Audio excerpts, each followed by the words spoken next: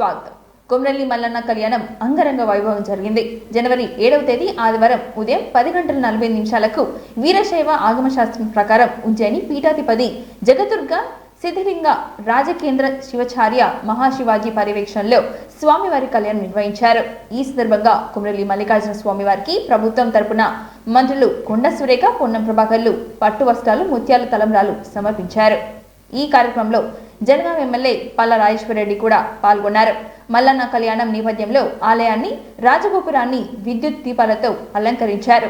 రాజగోపురం నుంచి తోటబావి వరకు పందిలు వేసి ముస్తాబు చేశారు. కళ్యాణ మండపంలో విఐపీలు, దాతలు, భక్తుల కోసం ప్రత్యేక గ్యాలరీలను ఏర్పాటు చేశారు. ఆలయ ప్రధాన అర్చకుడు మహాదేవుడి మల్లికార్జున ఇంట్లో వీరభద్రుని ఖడ్గం ప్రత్యేక పూజ చేసి రాతి బియ్యం సేకరించారు. ఈ రోజు సాయంత్రం 7 గంటలకు మల్లికార్జున స్వామి రథోత్సవంతో కళ్యాణ తంతు ముగుస్తుంది.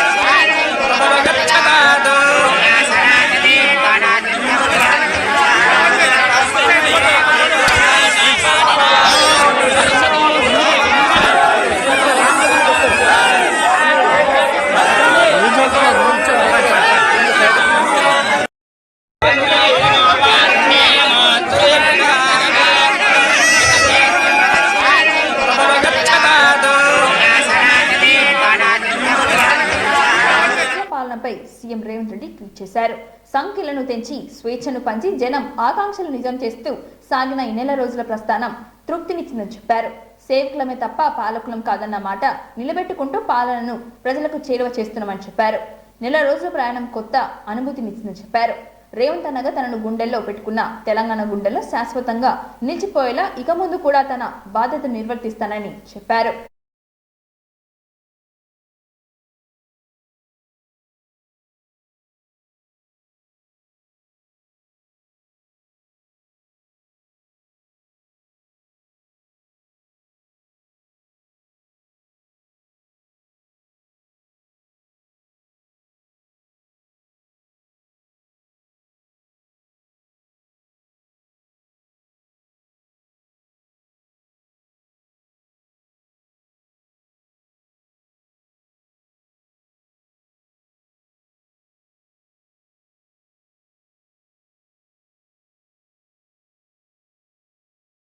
వైకాపా ప్రభుత్వం పాలనలో ఏపీ 30 ఏళ్లు వెనక్కిపోయిందని, మళ్లీ కోలుకోలేని విధంగా రాష్ట్రాన్ని జగన్ దెబ్బతీశారని తెదేపా అధినేత చంద్రబాబు అన్నారు. రాష్ట్రాన్ని కాపాడుకునేందుకే ప్రజలంతా కదిలి రావాలని పిలుపునిచ్చారు. ఎన్టీఆర్ జిల్లా తిరువూరులోని నిర్వహించిన కదిలిరా బహిరంగ సభలో ఆయన మాట్లాడారు. ఓ పక్క హైదరాబాద్ వెలిగిపోతుంటే మరో పక్క అమరావతి వెలవెలిపోతుందని చెప్పారు. దీనికి కారణం జగన్ రివర్స్ పాలన. ఓ వ్యక్తి వల్ల ఓ రాష్ట్రం, ఓ తరం ఇంతగా నష్టపోయిందని పరిస్థితి వచ్చిందని చెప్పారు. ఒక అసమర్థుడు అధికారంలోకి వస్తే కొంతవరకు నష్టం జరిగిందని అన్నారు. దుర్మార్గుడి పాలనలో రాష్ట్రం తిరిగి కోలుకోలేని విధంగా దెబ్బతీసిందని అన్నారు.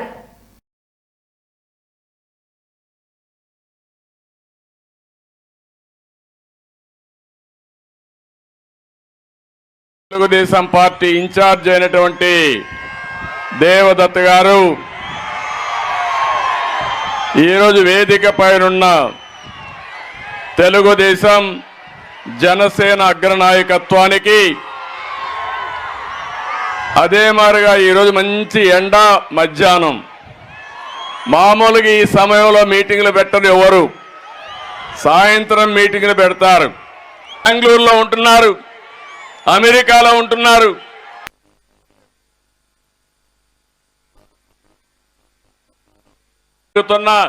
మన రాజధాని ఏదమ్మా?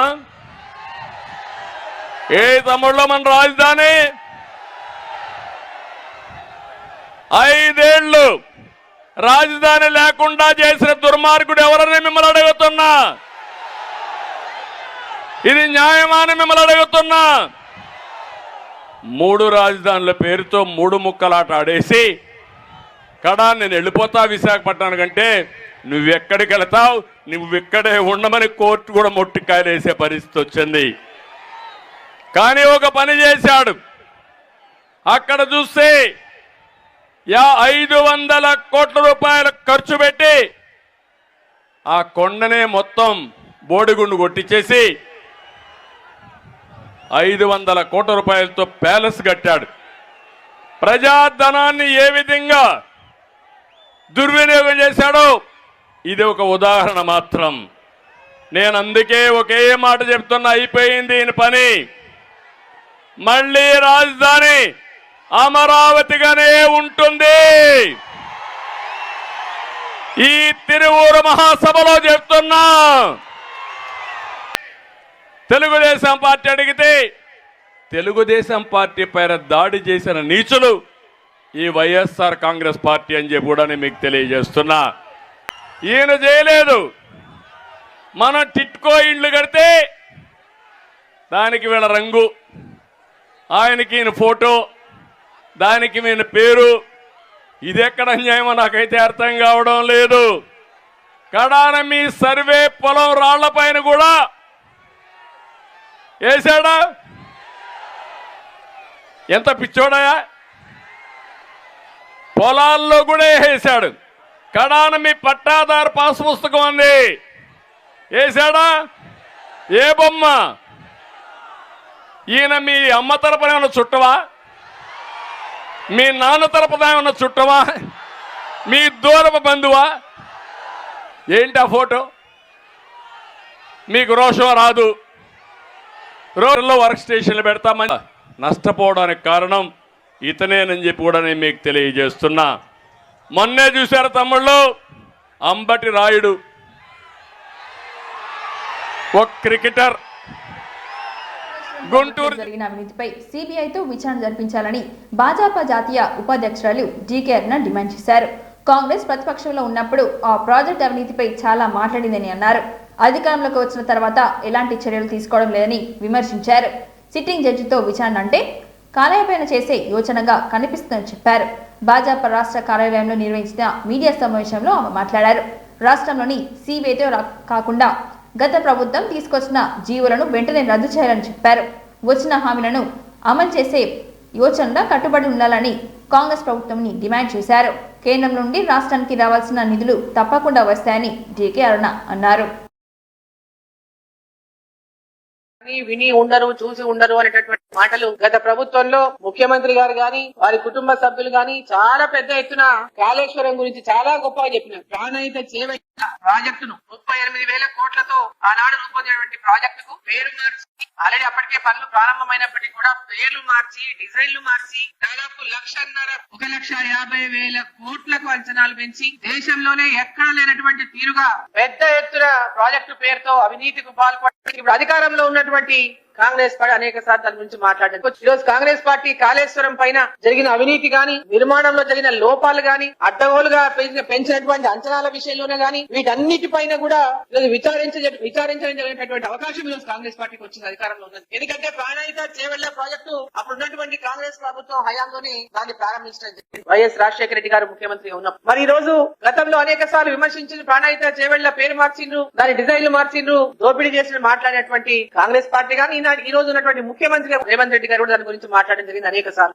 ఈ రోజు వారు హైకోర్టు న్యాయమూర్తితో విచారణ జరిపిస్తామనడం అనేది చూస్తుంటే వారికి ఈ యొక్క విచారణ పేరు మీద హైకోర్టు న్యాయమూర్తితో విచారణ అంటే కాలయాపన తప్పితే కాలయాపనతోనే గడిపేద్దామనే ఆలోచన ఉందా అనేటటువంటి అనుమానం ఈ రోజు రాకమానదు. నాకు తెలుసు కోర్టు వ్యవహారాలు అంటే అవి వెంబడి జరిగేటటువంటి పరిస్థితి ఉండదు, ఎంత సమయం పడుతుందో మనకు తెలియదు. అది రేవంత్ రెడ్డి గారి హయాంలో అది ఆ విచారణ పూర్తి అవుతుందా లేదనేటువంటి అనుమానం కూడా వ్యక్తం చేయాల్సినటువంటి అవసరం వస్తుంది. కాబట్టి మేము డిమాండ్ చేస్తా ఉన్నాం, మా రాష్ట్ర అధ్యక్షుడు కూడా డిమాండ్ చేసి ప్రభుత్వం సిబిఐ విచారణలు ఉండకూడదు అని మంచి ఈ రాష్ట్రాన్ని దోపిడీ చేయడానికి అలా జీవో తీసుకొచ్చింది. ఈ రోజు ఈ రాష్ట్ర ముఖ్యమంత్రి గారు జీవోని రద్దు చేసి ఈ విచారణ చేపట్టే విధంగా చొరవ తీసుకోవాలని చెప్పి సందర్భాన్ని నేను తెలియజేస్తా ఉన్నా. వాళ్ళ రాష్ట్ర పరిధిలోనే చేయించాలి. ఒకసారి అంటున్నారు సిబిఐ, ఎందుకంటే వాళ్ళు ఇన్ని రోజులు మాట్లాడుతున్నారు కదా బీజేపీ బీఆర్ఎస్ ఒకటి, బీజేపీ బీఆర్ఎస్ ఒకటి, సిబిఐకి ఇస్తే ఇవన్నీ కూడా కాలయాపన కోసం వాళ్ళని కాపాడడం కోసం మాట్లాడినటువంటి మాటలు కానీ మనం పరిగణించాలి. వాళ్ళ చిత్తశుద్ధి ఉండుంటే నిజంగా కాలయాపన చేసేటటువంటి ఆలోచన లేకుంటే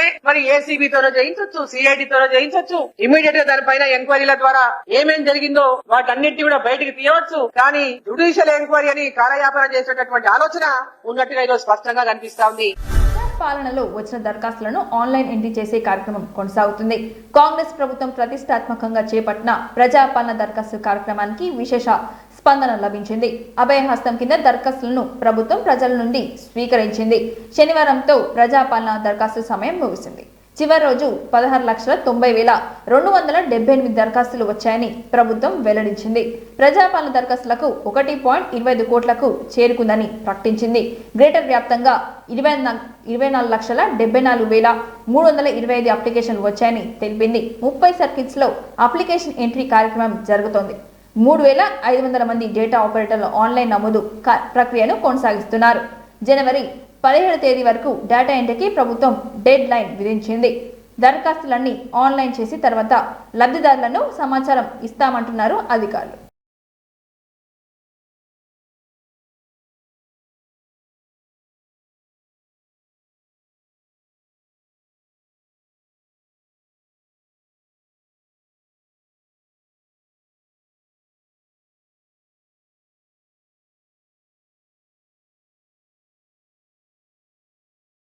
మహేశ్వరి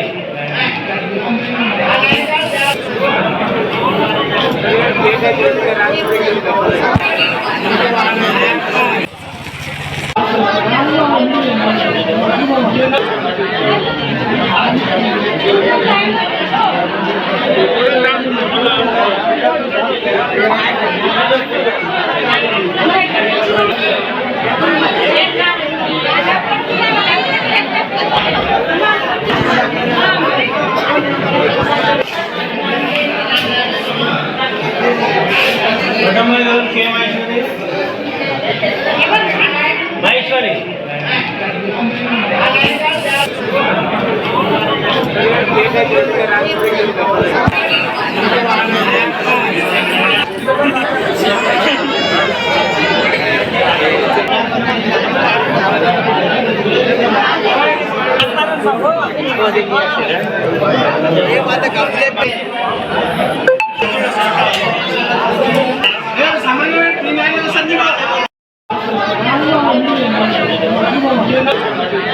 రూపాయల సాయం చేస్తారు.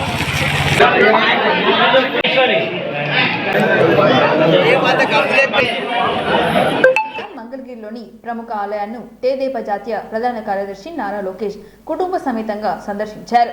తల్లి భువనేశ్వరి, సతీమణి బ్రహ్మిణి, కుమారుడు దేవాంశ్ కలిసి ప్రత్యేక పూజలు నిర్వహించారు. శ్రీ లక్ష్మీ నరసింహస్వామి ఆలయంలో ప్రదక్షిణ చేసి అనంతరం పండితుల వేద మంత్రాలతో మధ్య స్వామివారి కిరీటం అలంకరించారు. ఆ తర్వాత రాజలక్ష్మి అమ్మవారి ఆలయానికి వెళ్లి పూజ నిర్వహించారు. అక్కడ పట్టు వస్త్రాలు సమర్పించి వేద పండితులు ఆశీర్వచనం అందుకున్నారు.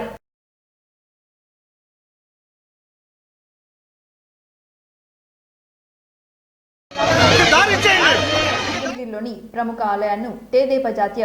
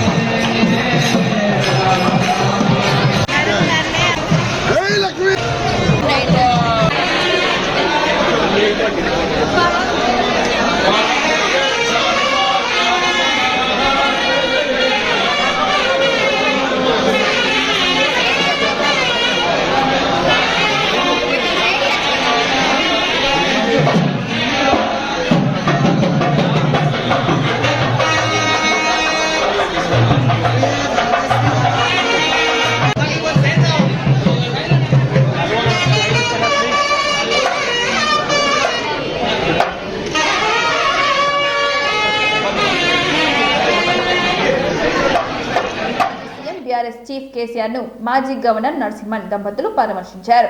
2024 జనవరి 7వ తేదీ ఆదివారం రోజున నందినగర్లోని కేసీఆర్ నివాసానికి వెళ్లిన వారి బీఆర్ఎస్ వర్కింగ్ ప్రెసిడెంట్ కేటీఆర్ స్వాగతం పలికారు.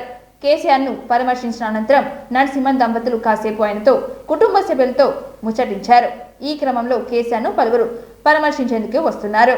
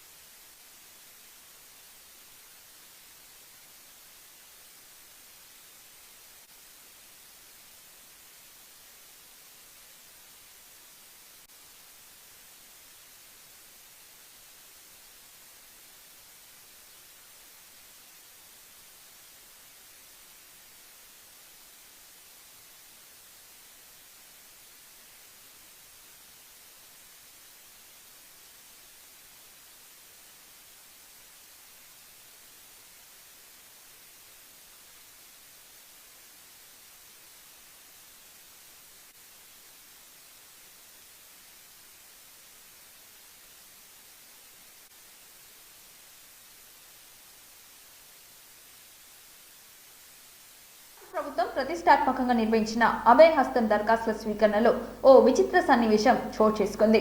చివరి రోజు ఓ గ్రామంలో శివుడు పేరిట దరఖాస్తు రావటం చర్చనీయాంశంగా మారింది. ఆ దరఖాస్తుని వివరాలు ఆరా తీయగా అసలు కథ బయటపడింది. ఇంతకీ సంగతి ఏంటంటే ఈ విచిత్ర సంఘటన హన్మకొండ జిల్లా భీమదేవరపల్లి మండలం ముత్తారం గ్రామంలో జరిగింది.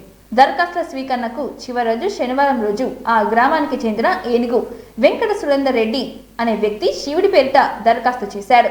దరఖాస్తుదారుడి పేరు శివయ్య, భార్య పేరు పార్వతీదేవి, కుమారుడు కుమారస్వామి వినాయకుడిగా రాశాడు. అంతేకాదు దరఖాస్తు ఫామ్ మీద శివుడి ఫోటోను కూడా అంటించాడు. పుట్టిన తేదీ 12వ శతాబ్దం అని రాశాడు. అందులో మహాలక్ష్మి, రైతు భరోసా, ఇందిరమ్మ ఇండ్లు, గృహలక్ష్మి, చేయూత పథకాలకు దరఖాస్తు చేసినట్లుగా ఉంది.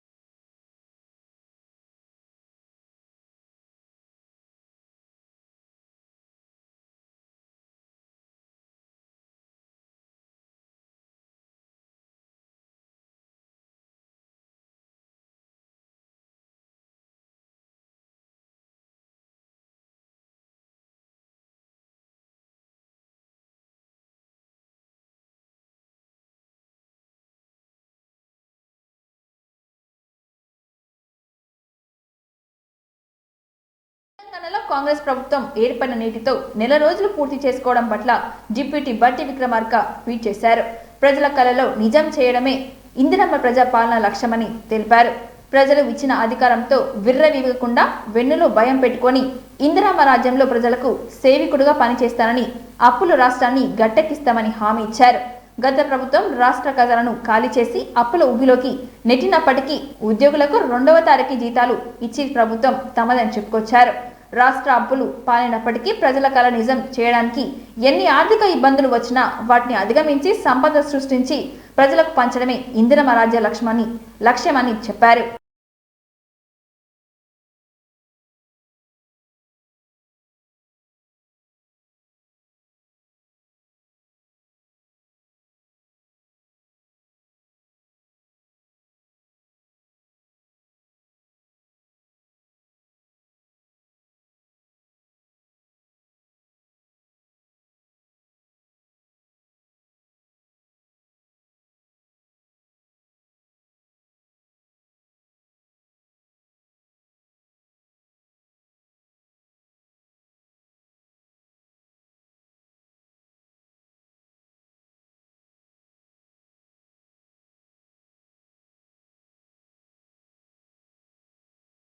వార్తలు సమాప్తం. ఈ వార్తలతో మళ్ళీ కలుద్దాం. చూస్తూనే ఉండండి ఓర్గలు 9 నేషనల్ టీవీ.